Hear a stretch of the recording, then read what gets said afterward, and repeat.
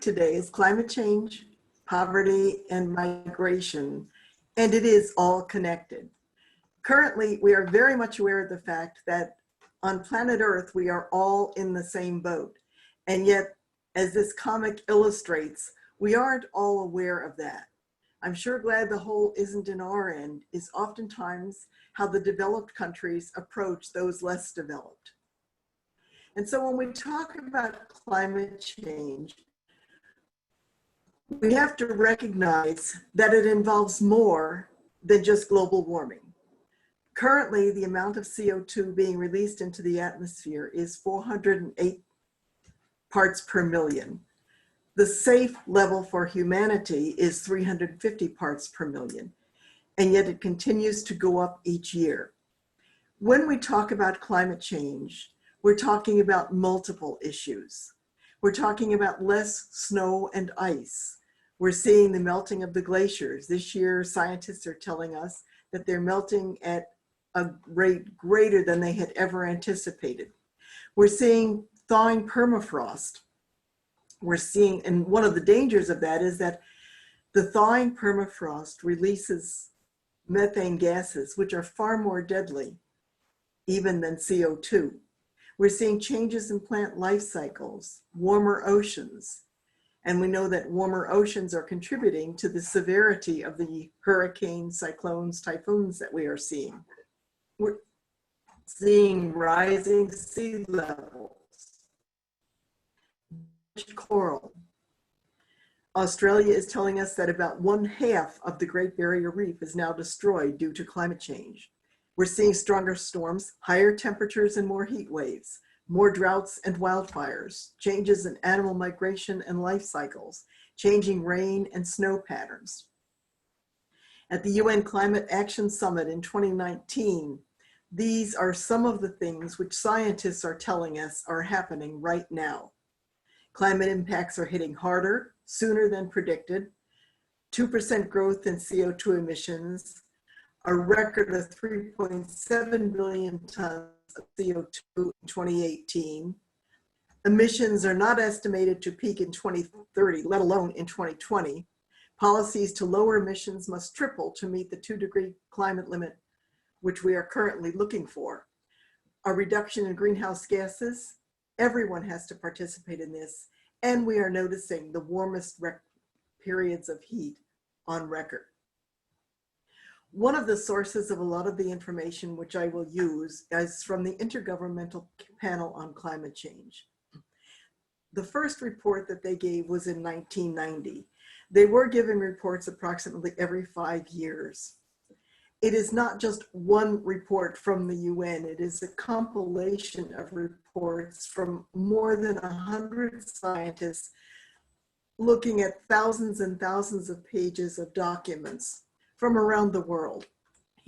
So in their first report in 1990, they noted that the single greatest impact of climate change could be on human migration, that people would be displaced by shoreline erosion, coastal flooding, and agricultural disruption, and that there could be as many as 200 million climate refugees by 2050. They noted 2 distinct drivers of migration.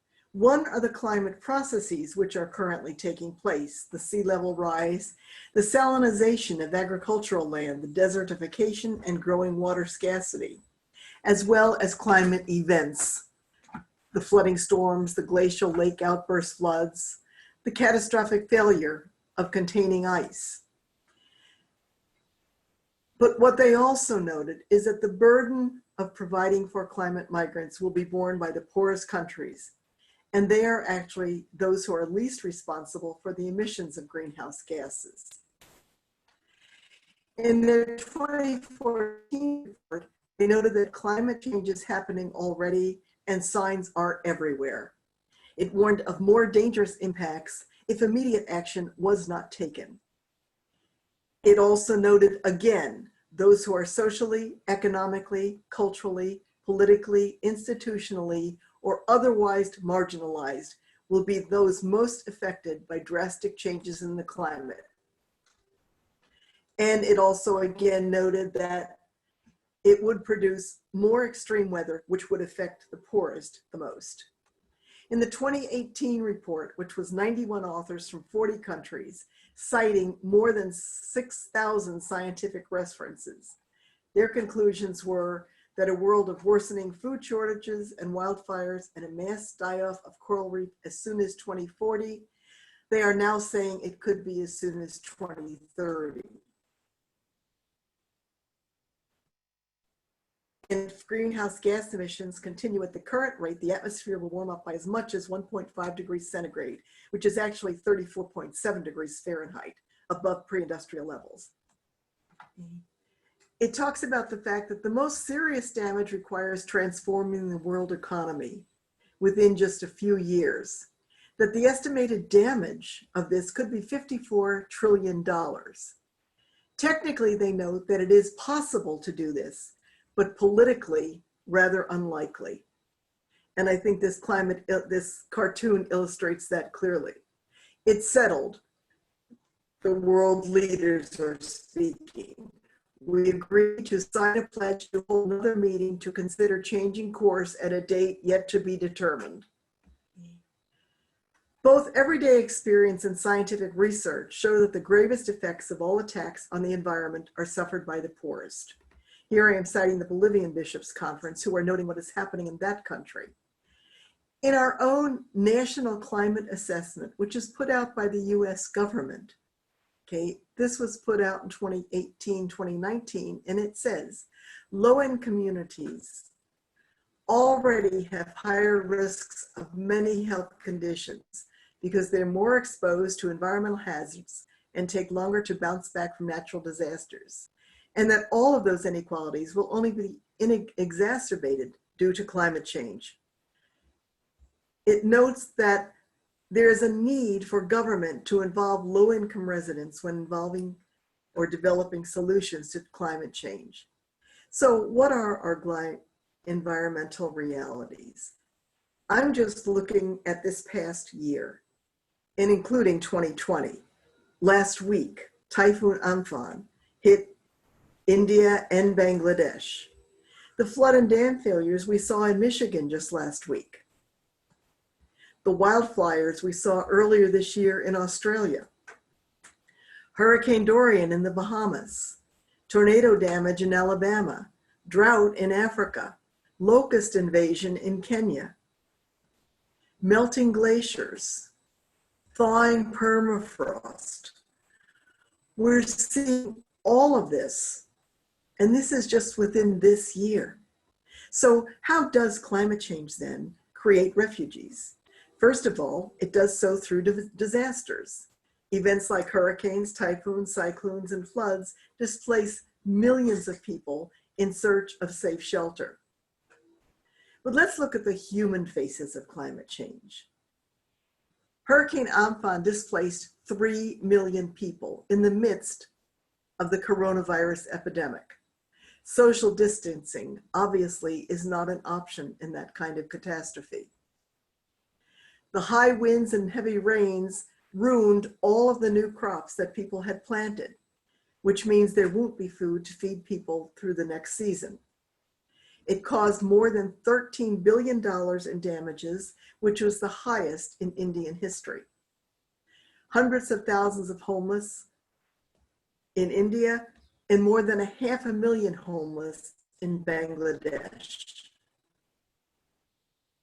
So Cyclone Idai, which hit the coast of Africa and Mozambique also in 2019, caused $2 billion in damages, millions in needing assistance, more than 140,000 internally displaced, damaging 100,000 homes, destroying 1 million acres of crops, and it demolished $1 billion worth of infrastructure. Indonesia experienced multiple natural disasters in 2019, from tornadoes, floods, landslides, and fires. 70,000 people were left homeless after Dorian hit the Bahamas. Another reason for climate refugees is rising seas. As sea levels continue to rise, those living near the ocean will be left with no choice but to move inland, if that's even a possibility. For small island states, That's not a possibility. It requires migrating to another country. So I'd like to give you some examples from on the ground. While at the United Nations, I served on a panel with the Prime Minister of the Maldives, and the panel was on climate change. So I put word out to all of our members, which was 35,000 people working in 28 countries, asking them, what's happening where you are at? And so this was the response I got from the sisters working in the Cook Islands. They said, changes are already happening. Sea levels are rising all around the Pacific. If nothing is done now, we will lose our islands, our tradition, our culture. Buildings and infrastructure on the shore will be lost or damaged, and both food security and the health of the people will be affected. So these are the direct effects of climate change on the people living here. More severe weather events. The waves are salinating the taro patches. That's a main source of food for the people. And once the salt water has covered the field, it's no longer able to be cultivated. There's a shift in rainfall and weather patterns. Seasons are becoming increasingly longer, hotter, and drier. And reefs are suffering extensive damage, which provides home for much marine life, but it is also a source of income for the people because tourists come to see the marine life. If it's not there, tourists aren't going to come. Lots of coral bleaching occurring, and the ocean is becoming less alkaline and more acidic. So the plea that this island nation is saying are, you need to care about the little guys. Take a little more time to consider us. We're humans too. We also have communities, and we are profoundly affected by climate change. This is the ambassador with whom I shared a panel, and he's talking about the Maldives, which is 200 islands, 315,000 people, with the lowest average elevation in the world. These islands are located in the Indian Ocean. He is talking about the fact that the capital, Malé, is now surrounded by a seawall, but it is impossible to provide seawalls for 200 islands. And the same thing is happening here, as mentioned earlier, in the Cook Islands. They're also seeing a rise in climate-related illnesses, such as dengue fever and others. But he wants to note especially that what we are hearing a great deal about in the news are the scientific predictions as measured in parts per million or degrees centigrade. But he wants people to know that climate change is already immediately affecting millions of human lives around the planet, especially in the world's poorest countries. And the difficulty with all of this is that these island nations, these smaller countries, do not have the financial infrastructural capabilities to respond to natural disasters. And so when disasters such as cyclones, tornadoes, hurricanes, floods, etc., hit these places, they don't have the capacity to respond as many of the developed countries do.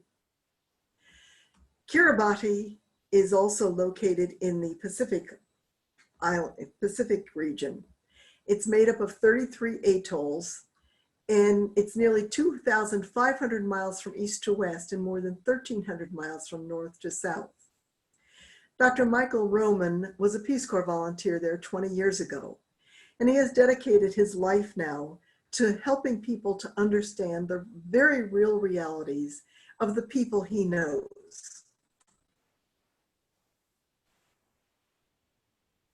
And so he has helped to collaborate on documentaries, one of which I saw recently called Anote's Ark, which features the former president of the Republic of Kiribati, Anote Tong. And he talks about what is happening today in his island nation. But the film also takes you to those who have already left the island as climate refugees and sought shelter in other places. Kiribati has also bought land from the country of Fuji to try to relocate people there. But what President Tong wants people to know is that it's not simply a matter of moving people. It's a matter of losing an entire culture, an entire way of life. And this is what is being seen throughout many island nations. As these people from Kiribati notice, we are one people, one nation, one country. Climate change will divide us. And so now I want to go to the Caribbean, which is also being affected by climate change. I served as a Peace Corps volunteer on the island of St. Lucia. And while at the United Nations, I contacted Ambassador St. Amy, with whom I had been a teacher in St. Lucia, to ask him what's happening in St. Lucia right now. St. Lucia is an island of 28 miles long and 14 miles wide. And so he's saying that climate change is already affecting agriculture and food production. They are not yet seeing the sea level rise that the countries in the South Pacific are. But he says those who rely on farming as a primary source of income are the most severely affected immediately. But because it's a small island, repercussions affect all levels of society. So he says insufficient rain leads to a poor crop yield, which leads to less nutritious meals, which leads to poor school performance. He said the planting cycle has become unpredictable. So children are being kept home from school in order to help in the fields. And while the primary schools are free and within walking distance, secondary schools require money for transportation. It's no longer available, so more students are being kept home. And what I find very sad about this is that the government of St. Lucia had worked extremely hard to ensure secondary school for all children. When I served there as a Peace Corps volunteer and a teacher in the 70s and 80s, maybe 20 to 30% of the students could go to secondary school. They did move that up to close to 100%. But now because of climate change, students are no longer able to attend school. In the fisheries sector, seawater temperatures are rising, therefore the algae is decreasing. And so the fish which are migratory and live close to the surface of the water no longer have a food source, which means that the fishermen have to go farther out. And what's happening is that they are bringing home far less fish than before. I can remember being able to go down. I lived 2 minutes from the Caribbean Sea and 3 minutes from the Atlantic Ocean, and was able to go down every day to buy fresh fish for supper. Now, what they used to bring in, which used to be plentiful, they're now going out every other day and bringing in only half the catch, and that is decreasing. So the ambassador noted that the government realizes that they have a need to explore different types of crops which are more heat resistant. They also need to move people in farther inland because sea level rise will begin to affect them. But the government doesn't have the funding to do that.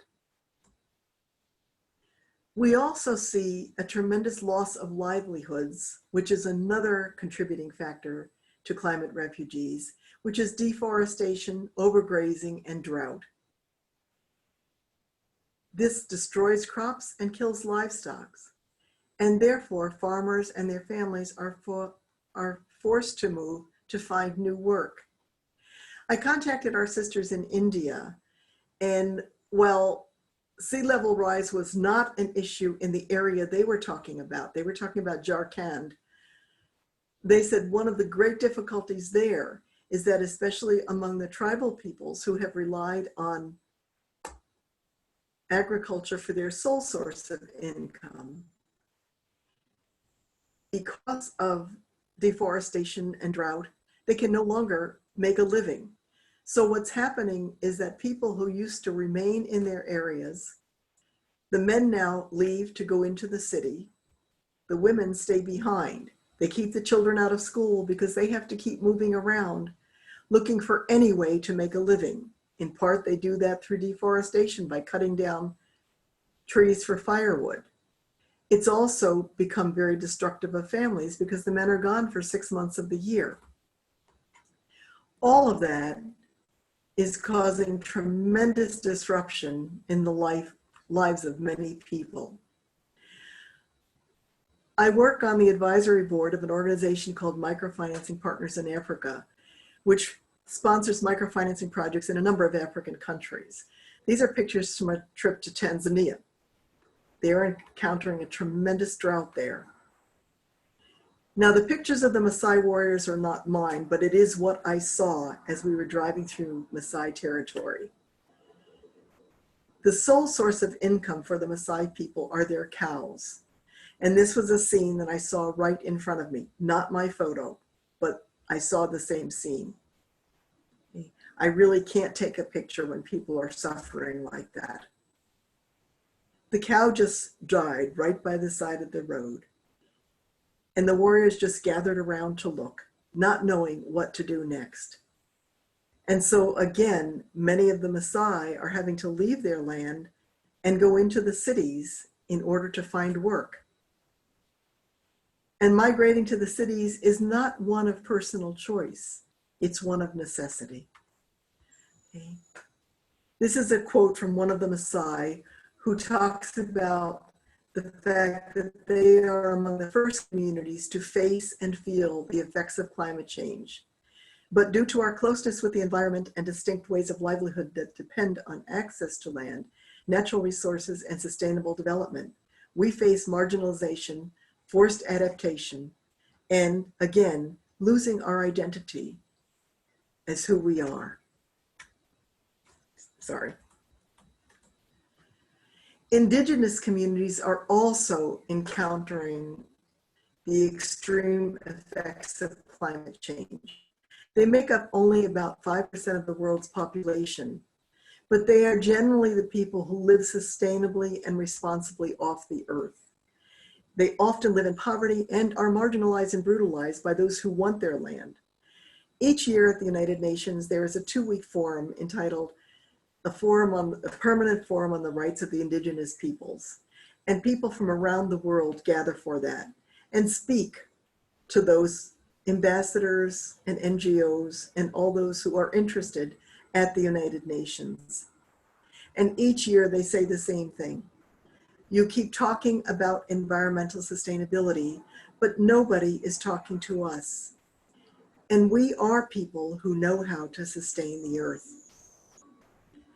And so we noticed among Indigenous peoples, reindeer herders. There are more than 100,000 of them located in many of our northernmost countries. They're telling us that the snow is becoming unpredictable. Ice and winds are changing, and their reindeer are falling through the ice. And if reindeer herding disappears, it will have a devastating effect, again, on the whole culture of the people. In our own country, in Alaska, there's an entire group of people being forced to relocate because their village is sinking. In Louisiana, an indigenous group of Chitimacha Choctaw people have lived on the same land for 170 years. But since 1955, they have lost 98% of their land. Living there is no longer sustainable. They are being considered America's first climate refugees. And so the US Department of Housing and Urban Development is providing funding to relocate its remaining residents to higher ground. That's the difference between what is happening in developed and developing countries. We have an infrastructure which can help people in these disasters. But in the island countries, in the poorer countries, that kind of funding is not available. And so we are seeing a tremendous increase in climate refugees. And I want to note that the term climate refugees is being used in many areas, but it is not internationally recognized. At least refugees who are fleeing because of the climate are not protected under other migration commitments. Tribal peoples in Guatemala are leaving. I've worked a number of times in different areas in Guatemala. And again, agriculture supports many of the indigenous peoples, but they can no longer afford to stay there because they can't feed their families. In 2018, drought-related crop failures affected 1 in every 10 Guatemalans. It included tremendous food shortages. As a result, people from Guatemala have been migrating in record numbers. Since October 2018, more than 168,000 Guatemalans have come to the US border, compared with only 23,000 in 2016. The other dilemma that people are facing is that those who do come to the US, who have worked here as agricultural workers, oftentimes, well, all the time, send a significant portion of their salary back to their home countries in order to be able to support their families at home. That accounts for more than half the $9.2 billion of remittances sent to Guatemala in 2018. It's also important to note that women are the majority of the world's poorest because they are highly dependent on local natural resources. They're the ones who need to secure water for food and energy for cooking and heating. Therefore, the effects of climate change make it harder to secure these resources. They face historical disadvantages, limited access to decision-making, economic assets, and land rights, and yet again are being affected extremely hardly by climate change. So what's the realities of climate change, poverty, and refugees? Well, those living in poverty lose more when disaster strikes. They have fewer resources to rely on. They often work in agriculture, and when crops are destroyed, they leave the land to pursue work in the cities. When the country itself is in danger of disappearing due to sea level rise, poor people have no recourse but to migrate to another country. We understand the disasters that are caused by cyclones, hurricanes, but oftentimes we aren't aware of the slow onset climate change, which will also force people to move due to increased crop productivity as well as water shortages. The UN recommends mitigation and adaptation techniques to counter the effects of climate change.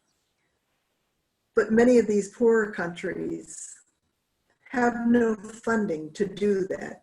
As the ambassador of St. Lucia noted, they know that they have to move people inland, but they don't have the funding that is necessary to make some of those decisions. The International Organization for Migration warned in a 2014 report that estimates for migration as a result of climate change vary wildly, from about 25 million to 1 billion people by 2050. Obviously, all of the statistics which I am quoting are subject to change because climate change is moving much faster than originally predicted, and so the consequences are much greater than originally thought. The World Bank notes that by 2050, the worsening impacts of climate change could see more than 140 million people move within their own country's borders. This will be particularly true in sub-Saharan Africa, South Asia, and Latin America. We also have to note the impact of climate change on human health. And so we see here all of the different areas that are being affected.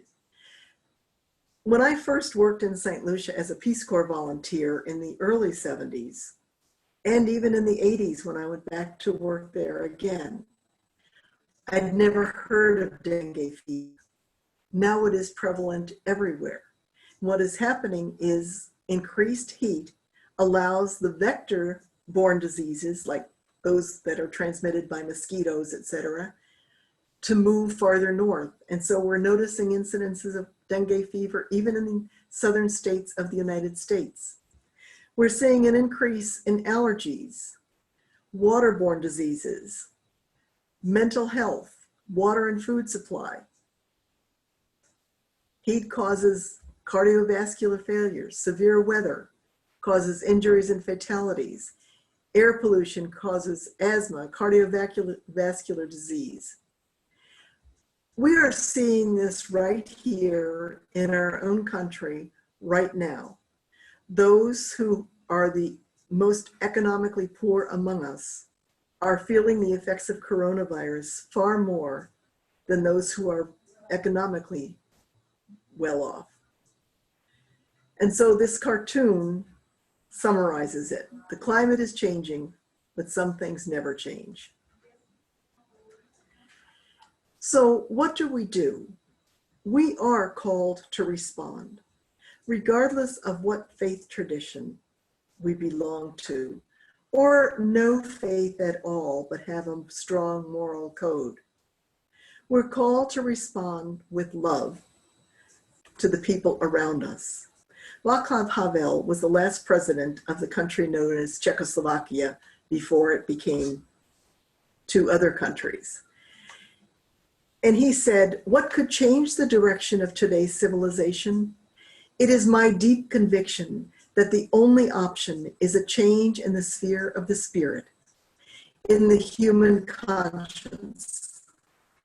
It's not enough to invent new machines, new regulations, new institutions. We must develop a new understanding of the true purpose of our existence on the earth. Only by making such a fundamental shift will we be able to create new models of behavior and a new set of values for the planet." Now, normally when I give presentations on climate change, I give very specific ideas, changing light bulbs, recycling. But I think that the audience who is listening to this is beyond that, and I think we have to move beyond that. I think many of us are doing some of those things. But as Gerald Omar Bradley noted, we live in a world of nuclear giants and ethical infants, in a world that has achieved brilliance without wisdom, power without conscience. We have solved the mystery of the atom and forgotten the lessons of the Sermon on the Mount. We know more about war than we know about peace, more about dying than we know about living. One of the starkest statistics that I ever heard was given by Secretary General Ban Ki-moon when he was the UN Secretary General. In 2010, he said, 1 year's global military spending could pay the United Nations budget for 732 years. We're talking about a question of priorities. And so we realistically have to look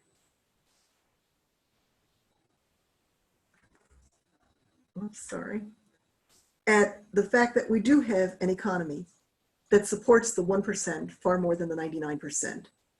26 individuals, as of the 2019 statistics, have the same wealth as the poorest 3.8 billion people in the world.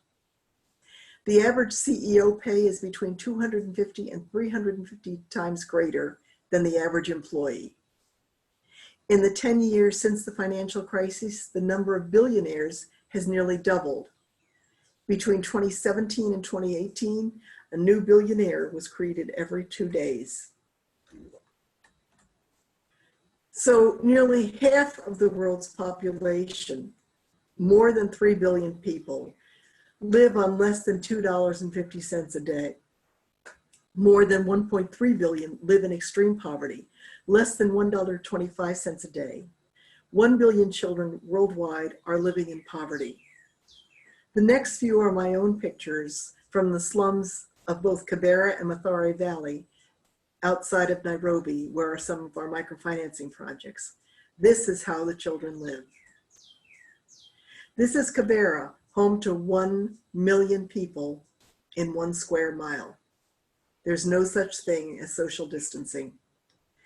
And yet, these are children like children everywhere who look forward to a future that will give them better opportunities.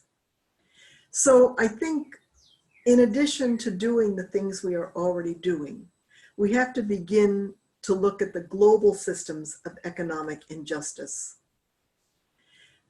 Sociologist Anthony Wallace tells us that we are at a revitalization moment. And he says there are 4 stages to this. The first is serious individual stress. We have seen this and we are continuing to see this. The second is alienation everywhere. That is becoming more prominent day by day.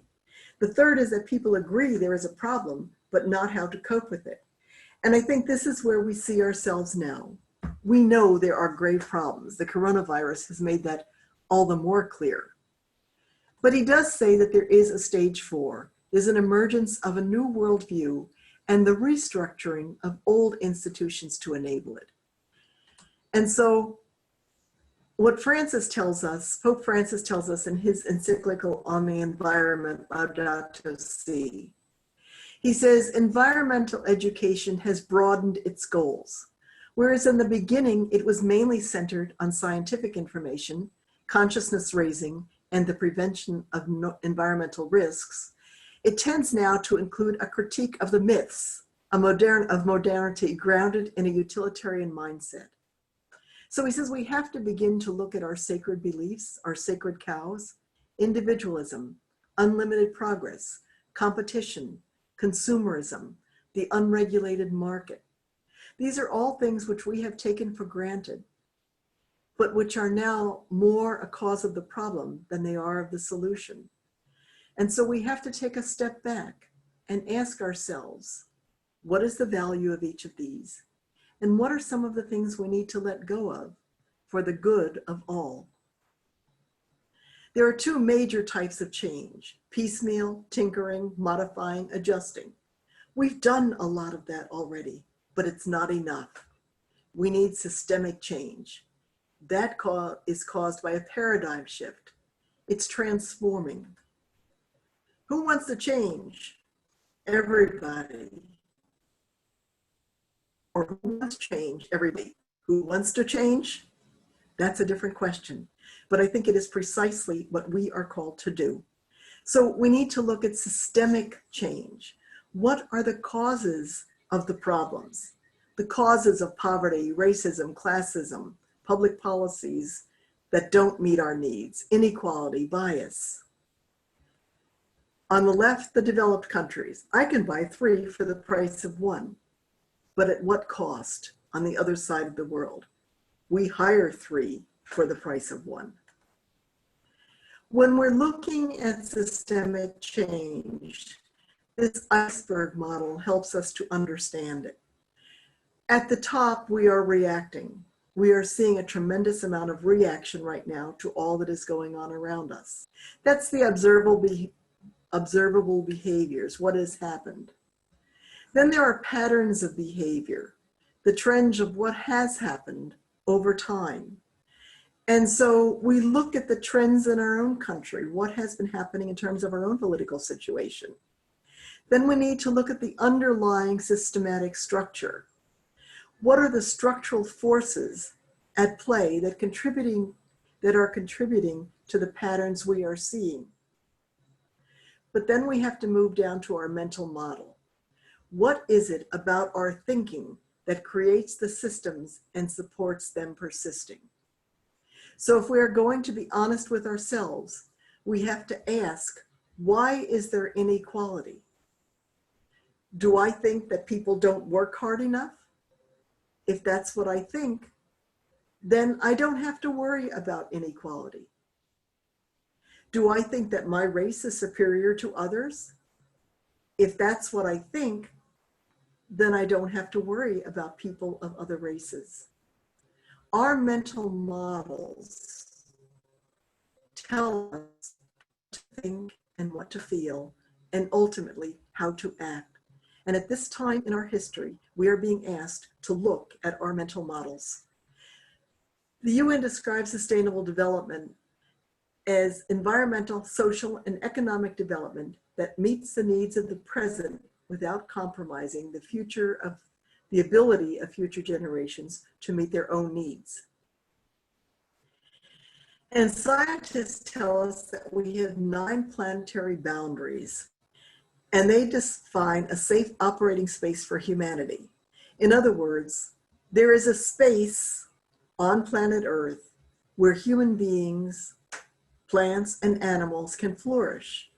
When we cross these barriers, it could generate abrupt or irreversible environmental changes.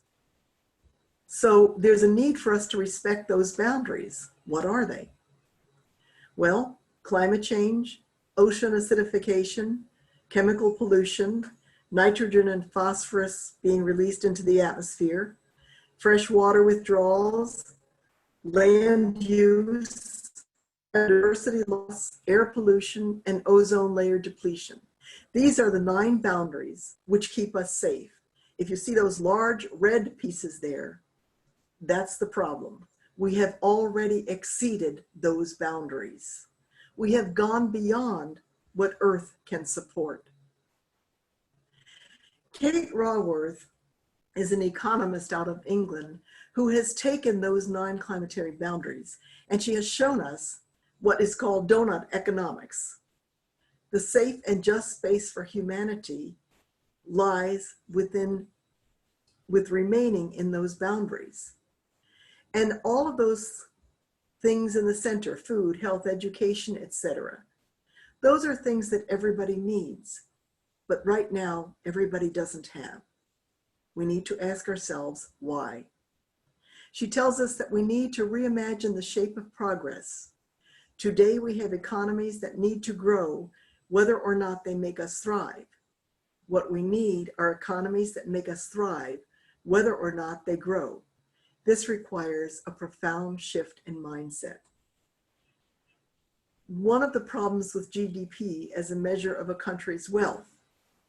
An example, a high GDP person buys prepared food, has an enormous flat screen TV, and drives a gas-guzzling SUV.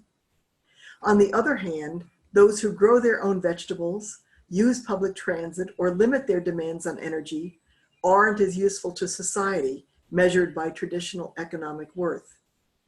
We need to think about that. Robert Kennedy said in 1968, the gross national product, or GDP, does not allow for the health of our children, the quality of their education, or the joy of their play. It does not include the beauty of our poetry or the strength of our marriages, the intelligence of our public debate, or the integrity of our public officials. It measures neither our wit nor our courage, neither our wisdom nor our learning, neither our compassion nor our devotion to our country. It measures everything, in short, except that which makes life worthwhile. And as we look today at our economy, we see millions moving into poverty, but we see a Dow stock market which is continuing to rise. We need to ask questions. If you cut a tree, the GDP goes up. But if you preserve the tree, the GDP does not grow. Now you have to decide whether you need the tree or the GDP.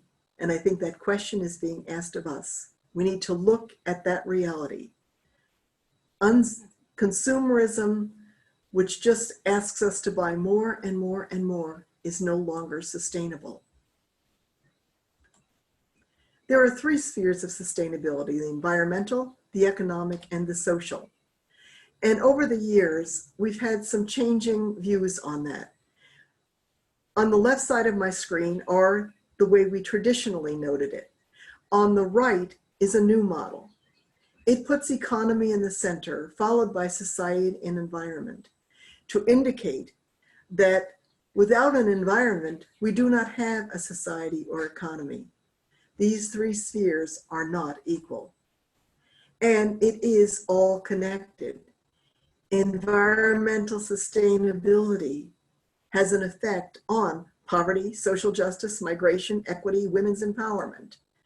Education for sustainability is both present and future-oriented.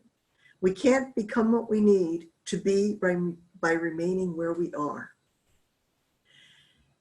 And so UNESCO tells us that education for sustainable development challenges individuals, institutions, and societies to view tomorrow as a day that belongs to all of us, or it will not belong to anyone. So the elements of sustainability education, which we need to engage in, are knowledge, action, and practice. We need to learn more about our ecological systems. How does Earth work? We need to look at our human systems, our cultural, political, economic, and technological systems and structures. Are they working? If not, what has to change? We need to make a case for the change. We need to define the scope for action and develop a proposal for action. Implement it and then evaluate and reflect on it.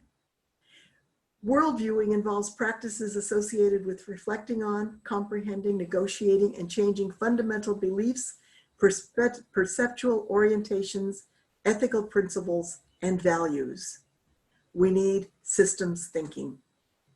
We need future and design thinking. So what kind of world do you want?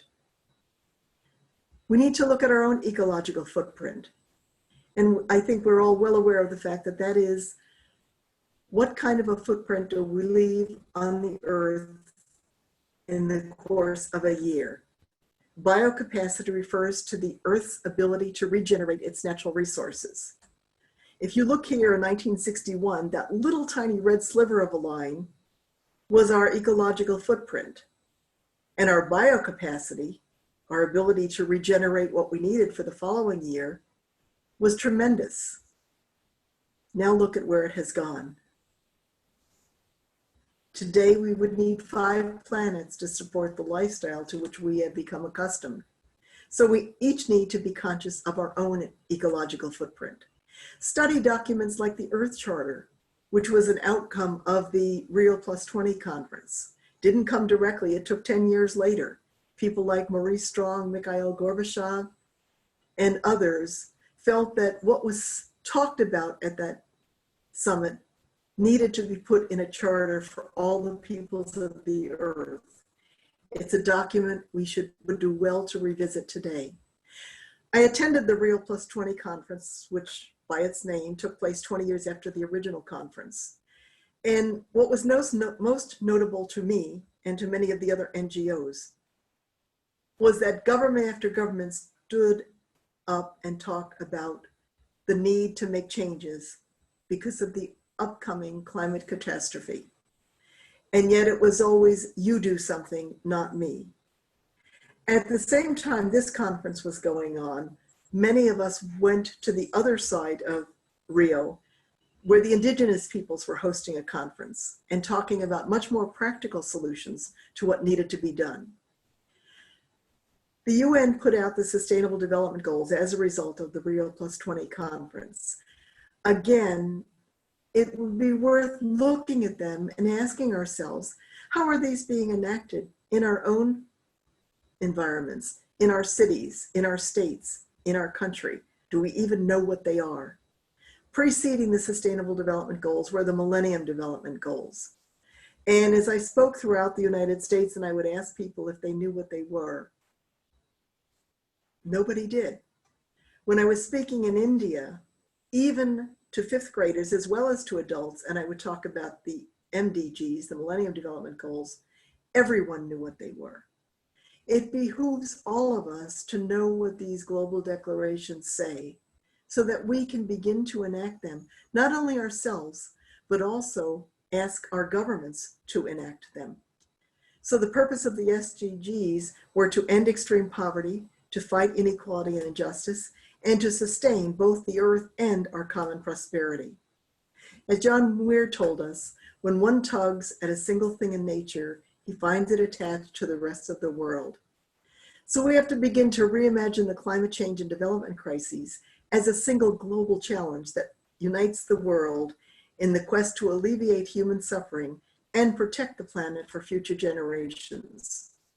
We need to let go of our fear of scarcity and not continue to use a scarcity loop, but look at an abundance loop. One of the things we need to look at is the tendency we oftentimes have to say, but it's not my problem. And so I'd like to use a little parable. A mouse looked through the crack in the wall and saw the farmer and his wife open a package. What food might this contain, the mouse wondered. He was devastated to discover it was a mousetrap. Retreating to the farmyard, he yelled aloud, "There's a mousetrap in the house! There's a mousetrap in the house!" The chicken clucked and scratched, raised her head and said, "Mr. Mouse, I can tell this is a grave concern to you, but it is of no consequence to me. I really can't be bothered." So he yelled at the pig. The pig sympathized, but said, "I am so very sorry, Mr. Mouse, but there's nothing I can do about it but pray. Be assured you are in my prayers." Turning to the cow, he yelled, "There's a mousetrap in the house." And the cow's response was, "I'm sorry for you, Mr. Mouse, but it's no skin off my nose." So the poor mouse returned to the house, dejected and alone. That very night, a sound was heard throughout the house, like the sound of a mousetrap catching its prey. The farmer's wife rushed to see what was caught, and in the darkness did not see it was a venomous snake whose tail the trap had caught. The snake bit the farmer's wife. The farmer rushed her to the hospital, and she returned home with a fever. Now everyone knows you treat a fever with fresh chicken soup. So the farmer took his hatchet to the farmyard for the soup's main ingredient. But his wife's sickness continued, so friends and neighbors came to sit with her around the clock. To feed them, the farmer butchered the pig. She didn't get well, she died. So many people came for the funeral that the farmer slaughtered his cow to provide enough meat for all of them. The mouse looked upon it all from his crack in the wall with great sadness. So the next time you hear someone is facing a problem and think it doesn't concern you, remember, when one of us is threatened, we are all at risk. It's all a matter of priorities. Where do we go from here?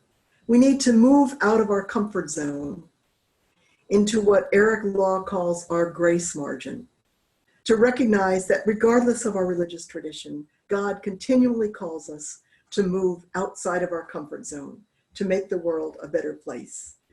We don't want to be pushed into our fear zone. And right now, many of us are there because climate change is becoming overwhelming. And when we're in our fear zone, we get paralyzed. So we simply have to take it one step at a time and say, what can I do today? Can I learn to say enough?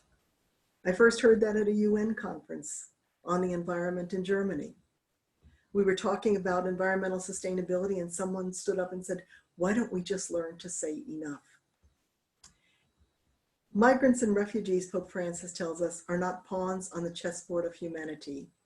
They are children, women, and men who leave or are forced to leave their homes for various reasons, who share a legitimate desire for knowing and having, but above all, for being more.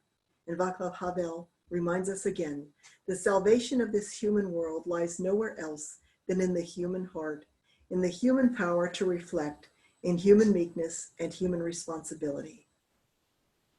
What is the mental model you need to confront? What are your thoughts about climate change, about people of other cultures and races and countries? Ban Ki-moon tells us we are the first generation to be able to end poverty and the last generation that can take steps to avoid the worst impacts of climate change. Future generations will judge us harshly if we fail to uphold our moral and historical responsibilities. And so it is our moral responsibility to do something, to recognize that we are part of a global community, to recognize that we may have to change our way of thinking. We may have to confront our sacred cows. We may have to change the way we live. But that's where we are being called to today, if we want to recognize that we are part of a global community. Remember, at its core, climate change is not about economic theory or political platforms, nor about partisan advantage or interest group pressures. It is about the future of God's creation and the one, emphasis on the one, human family. And so I think today we are called to transform the world. Scientists tell us that when a monarch caterpillar moves into its chrysalis stage, there are warring cells within it. There are the old cells which have kept it alive as a caterpillar. But there are new cells scattered throughout the caterpillar called imaginal cells. And in the beginning, the old cells try to fight off the imaginal cells. But gradually, the imaginal cells move together. And when they do, they overcome the older cells and allow that caterpillar to transform into a butterfly. You and I, we are the imaginal cells in society today. Right now, we are very scattered, but we need to talk with each other. We need to contact each other. We need to move closer together in our understanding that what each of us does affects all of us. And that when we come together for the good of all humanity, we can transform society. Thank you very much.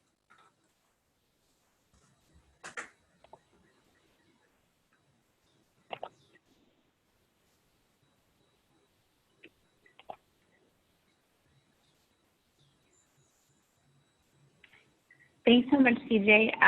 Do you want to end the share screen on your end, and we can see everyone?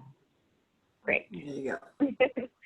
Thank you for that informative and powerful, very moving presentation. I'd like to open it up now to take a couple questions. I see there's some conversation that's been going on in the chat. I think Carla had a question. Carla, are you still on the line? Yeah, I'm on the line, and I think my question was largely answered through the process of the talk. I love the discussion of the global goals and the possibility of including those in, you know, basically just getting people familiar with those. And I think that, you know, again, the reminder to just wake up each day and think about what you can do. But I think my question was just, you know, just that sense of being overwhelmed by the many challenges and interlocking challenges that we're facing, and really trying to just think about where do we start, you know, within our own faith communities to constructively engage with this. I feel like we're starting on that path in the church that I go to, but that as things become more and more overwhelming, it's like, you know, do we focus on our international mission and outreach? You know, trying to think of how to build this into our, you know, sister church work. Do we think about it in the context of, you know, study groups and reading groups? I'm just kind of not even sure where to begin, and was just looking for people's advice about that, and would be interested in what other people have to say. I think one of the best answers I ever heard to that was a group of college students were meeting with Mother Teresa. And they were saying to her, how do you continue to go on? How do you know what to do in the face of such incredible poverty and devastation? And her response was very simple. She said, do what is right in front of you. And that is all any one of us can do. Take one thing that is in front of you. What can you do today? That's all you can do. Otherwise, we do become paralyzed with fear because we see everything as so overwhelming. I did put on, if you go to our website, scearthconnection.org, there are bibliographies there of websites that might help you, as well as books and magazines, if you would like to look at some of this a little bit more deeply. There's one bibliography, they're all annotated, one bibliography on climate change itself, and then there's another on spirituality and sustainability. So what do we do? And what kind of tools are available to us? Hopefully those will help. But thank you for your question, Carla. It's an excellent one.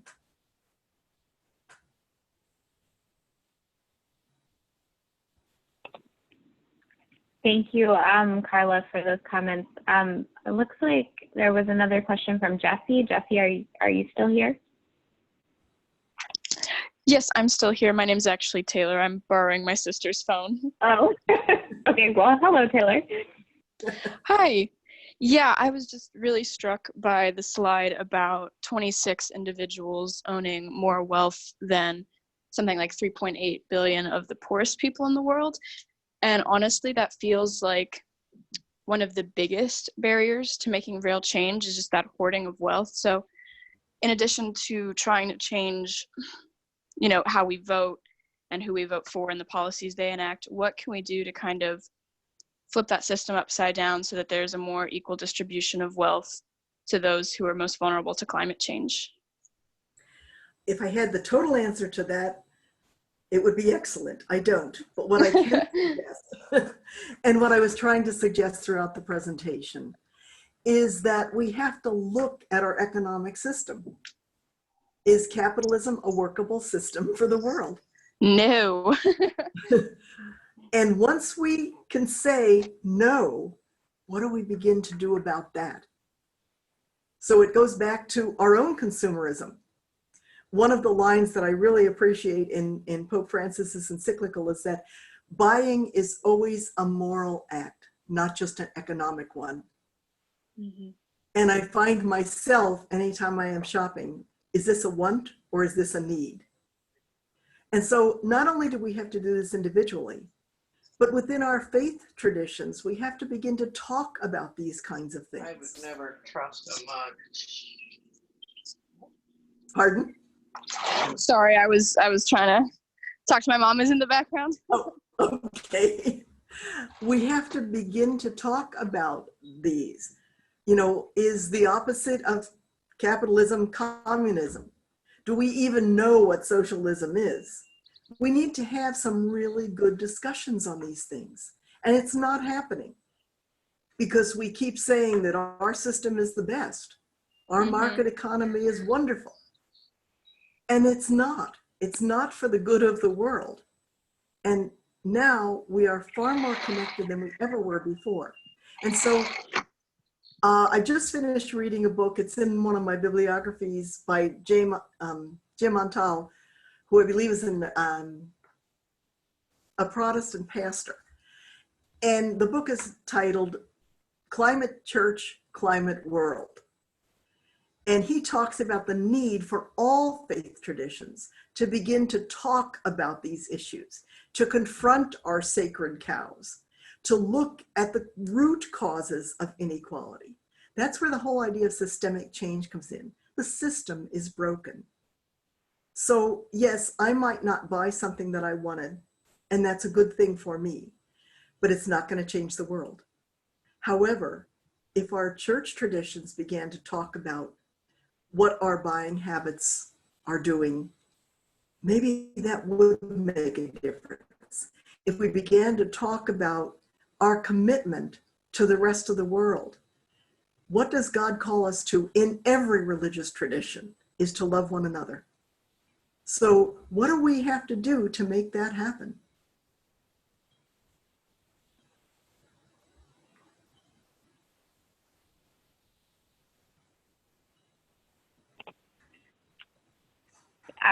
I see Liz waving her hand. Do you have a question?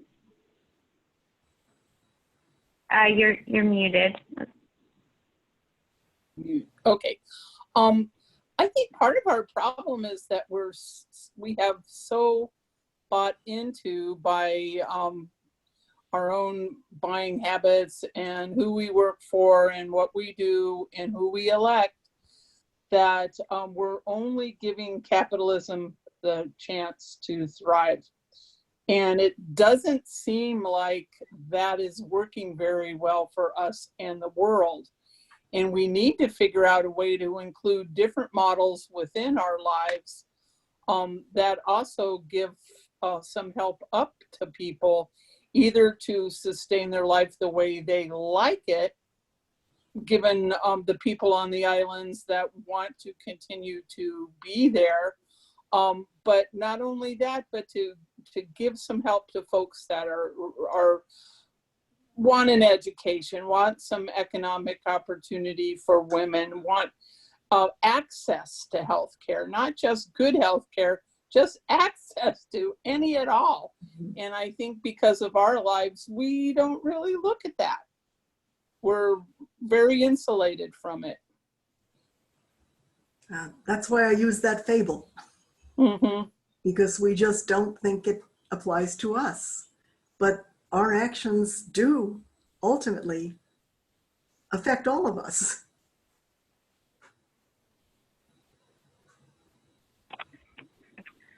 Looks like there's a question in the chat from Jason. Did you want to ask that directly, Jason, or do you want me to moderate for you? I can ask that. My question was, given the scales that this needs to be addressed at, shouldn't our efforts be focused on growing movements and motivating people politically and changing things at the institutional and governmental levels? Because even though we need to live what we preach, we're certainly limited in our own capacity to reduce our own footprint compared to the scale that this needs to be fixed. Absolutely. And that's what I mean by systemic change, that we need to talk to each other. There needs to be a tremendous collaboration among people everywhere who believe that things need to change. We can't do it ourselves, but the only thing I can change is me. I can't change you. But if you come to the realization that that change is needed, and I come to that, and Carla and Becca and Marie and Charles and everybody else comes to that recognition, then we start the movement. You're right, the movement is essential. And all systemic change takes place when people come together and recognize that the system is broken. Hi, Geneva. May I ask a question, please? Yes, of course. Hi, CJ. This is Hi, Becca. Becca. That was an amazing presentation, and we are so glad we took out the time today and heard you. But we work a lot with children, and I wanted to know if anything is being done in our own community or in our country or anywhere in the world where we can begin with the youngest minds and mold them to grow up with this, to let it come naturally to them to grow up with a moral responsibility towards others and towards their world and nature and environment. Like, make it a natural process. Like right now, we are all grown-ups and we are all, wanting to do so much as grown-up adults. But how can we make it a natural process that the mind naturally thinks that doing this is not a big deal? It's just the way you should live your life. How can we imbibe that in children from the earliest age? Has any work been done, or is there any guidance out there that we can use? That's an excellent question, and I don't know that I have a specific answer for it, other than to say, first of all, it has to start with parents. And so there has to be a change of consciousness within parents to recognize that this is important. I just want to share an event I was doing some teacher training in the Dominican Republic, and I was in a very remote village, and I was teaching a kindergarten class, and I had brought some Hershey's miniatures. Someone had given them to me to give to the children. And I remember handing them out, and one child opened it and started to eat, and then she closed it up again. And I said to her, "No, you can have the whole thing." And she says, "No, I have to share this with my family." And I thought, what a model for all of us, that we need to learn that our family is the human community and that the resources we have been given have to be shared with all. And if there's not a lot of information out there, then maybe we need to begin to write some. Maybe we need to give parents an understanding of why this is important. And I do think it is essential. In our religious education classes, regardless of tradition, what are we teaching about being part of one human family? If our children aren't hearing that, maybe we need to ask why not. Maybe we need to go in ourselves and say, what can we do to help this to happen? That was a really good thought, CJ, and it has given me some ideas. Thank you. You're welcome. Maybe we need to get together and do some writing. Yes, would love that. Looks like there was another question in the chat from Barb. Are you still on the line, Barb? Yes, I'm online. Can you hear me? Yes, Yes. we can hear you. Okay, cool. Oh, do you want me to go? My question was, how with our red-blue state divides, do we work together for the systemic change since they're trying to politicize the COVID? How do you say this is the good of everyone and not that you're a tree hugger? You know, how do you do that? I live in Kansas, so we've got some divides. It's not easy, that's for sure. I think one of the things I've thought about a great deal when trying to talk with people whose political positions are so opposite of my own, I think we have to begin a conversation on what's important to all of us. Not what divides us, but what can bring us together. Even with within our own churches, we have people of different political persuasions. Oh, yes. Can we begin to have a discussion that doesn't center on who are you going to vote for, but let's look at what we think is really important to all of us. Now, maybe when we come up with this list, there are things on that list that aren't at all important to me, but are to you. But let's look at the things that we can agree on. And then ask ourselves, what kind of leadership do we need to get us to those goals? There are a number of programs out there. There's one that the Catholic Church has called Civilize It, which offers some ideas on how to talk within church communities. There's another one, I can't remember the first part of it. It's Angels is the last part, but it's actually a group that brings people together. And the only way you can come to a meeting is if you bring someone who is of the opposite political persuasion, but who is open to hearing something. And it's those kinds of things that have to take place. Maybe it has to start with our neighbors. Let's just agree to talk without getting angry with each other. It's not going to be easy because we are so polarized at this point in time. And one of the things is that most of us tend to hang out with the people who think like we do. It's our comfort zone. Mm-hmm. And maybe that grace margin we're being called into is to find someone who doesn't agree with us. Try to understand where they are coming from. A lot of times it's out of fear. And maybe we have to address that fear. You know, when we see people who are voting this way because my way of life is going to be taken away. Mm-hmm. Well, what kind of way of life do you want? And if you're in my church and love is what we are called to do, how are we going to do that?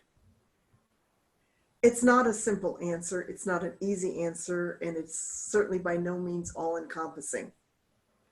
But the reality we're dealing with is an extremely difficult one.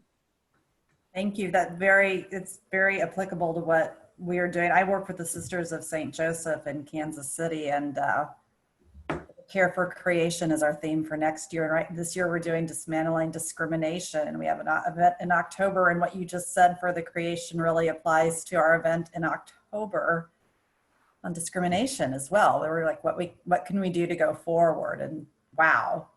I was copiously writing down your comments. Those really are very helpful. Thank you so much. You're very welcome. You know, I had a last slide that I didn't put up there, which had my email address on it, so that if anybody wanted to talk afterwards or contact me, you're welcome to. And it's just scearthconnection@gmail.com.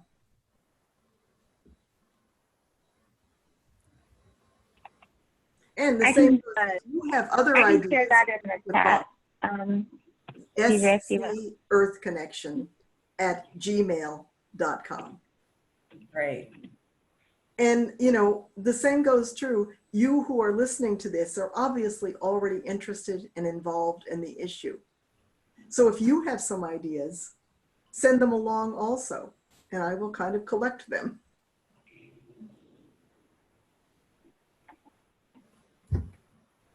Great. Does anyone else have any questions? I have a question. This is Barb again. Did this start at noon Eastern time? Because I had it down noon to 1, and we're in Central Time Zone.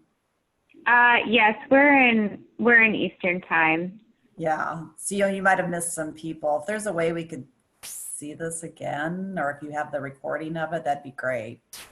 So this, yeah, we recorded it, and I will send this out to the Interfaith Center network. So if there's a particular network you wanted to share it with, I could get the recording directly to you if you share your email address with me. Okay, great. Thanks. If you wanted to send it privately in the chat, you're welcome to do. Great, thank you. You're welcome. Any other questions?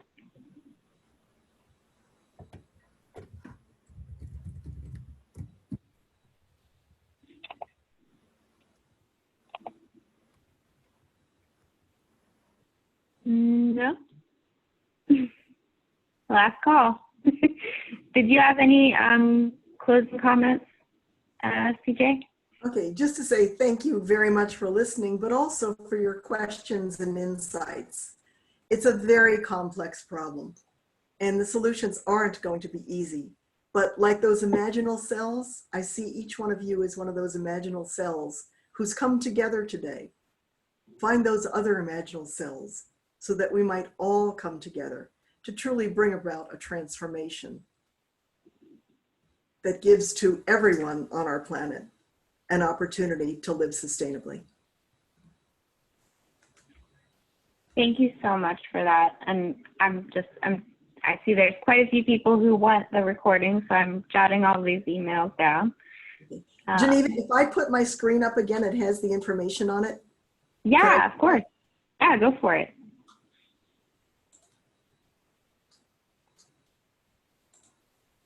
I forgot that I had, whoops, it's not on this one. Sorry, I thought I had.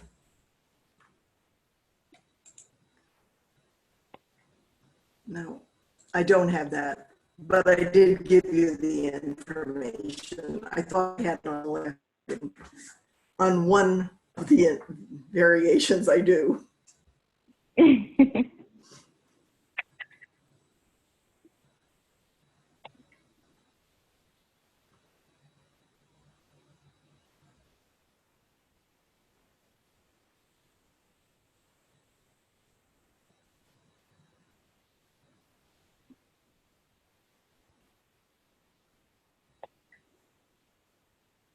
Did you have another slide, CJ, or? I don't. I have many iterations of this, and I guess the last one I didn't include on this presentation. Sorry, but it is. No problem. So I did type your email in the chat. Did everybody see that? SCEarthconnection@gmail.com. And then our website is scearthconnection.org. And I can send your email out with the recording of the presentation to everyone who has requested that. So I think I have. Looks like there were about Do you have 5 our people. website? Do you have our website there also? I did type it in the chat earlier. Okay. So let me just send that out one more time. SCEarthconnection.org. Okay. And I would imagine your contact information is probably on the website as well. Yes. Yeah. Okay. All right. Well, if no one else has any questions, I guess that's all for us today. And I'm going to get all that information out to you. I thank you so much to CJ for the wonderful presentation, and to all of you who participated. And I hope that you will join us for future events. You can visit us at oxfordinterfaithcenter.org. All of our programming is listed online. Okay.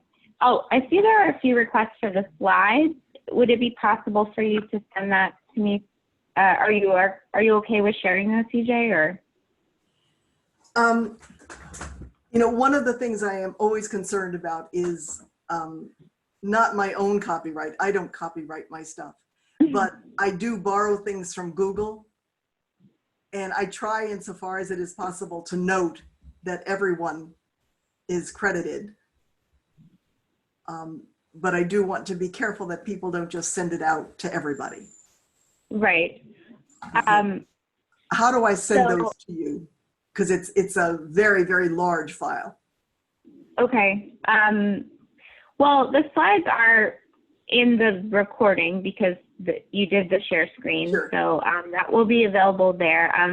I mean, I'm not sure. Sometimes you can export them as a PDF or. That is true. I've done that with other ones. Okay, yeah, I'll try to do there that were for a few people who directly asked for them. I think maybe 2 people. So, but that's totally your discretion if you're comfortable with that. Okay. Either way, we will have them contact me directly if they're interested. Okay. Okay. Okay. Thank you. And so I hope everyone heard that that asked for it. So yeah, so we will send the recording out and CJ's contact information. And thank you all for participating, and we hope to see you again soon. Okay. Thanks a lot. Bye-bye. Everyone, have a good day.